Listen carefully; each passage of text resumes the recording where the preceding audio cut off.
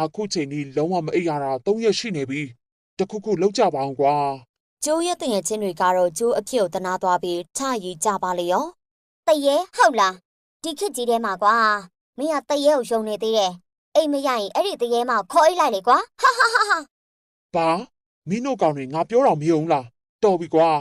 မင်းတို့ကတောက်ကျစ်မကောင်းတဲ့ကောင်တွေပဲငါသွားတော့မယ်ကျိုးတယောက်စိတ်တွေအရင်ညစ်သွားပြီးကြောင်ခန်းထဲကနေထွက်သွားပါတော့တယ်အဲ့ဒီနောက်ဒွါလက်ထဲရောက်မှာတော့သူ့ကိုကူညီပေးဖို့911ကိုဖုန်းဆက်ဖို့လုပ်နေခဲ့ပါတယ်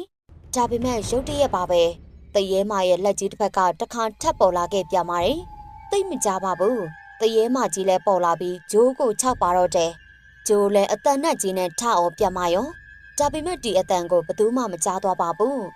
ဒီနောက်မှာတော့ဂျိုးရဲ့တငယ်ချင်းနှစ်ယောက်လည်းဂျိုးကိုပြန်တောင်းပန်ဖို့ဂျိုးကိုလိုက်ရှာနေကြတာပေါ့သူတို့ရှာနေရင်တွေ့လိုက်ရတာကတွားလက်ထဲမှာရှိနေတဲ့ဂျိုးရဲ့ဖုန်းတစ်လုံးကိုပါပဲဖုန်းတစ်လုံးပဲရှိနေတာပါဂျိုးကိုတော့လုံးဝမတွေ့ရတော့ပါဘူးအဲ့ဒါကြောင့်နောက်ရက်မှာတော့ဂျိုးပျောက်ဆုံးသွားတဲ့ကြော်ညာစာတွေလိုက်ခဲ့ရပါတယ်အခုလိုဆာကူရာဟော်ရာဗီဒီယိုတွေကြိုက်တယ်ဆိုရင် comment မှာဆာကူရာလို့ရေးခဲ့ပါ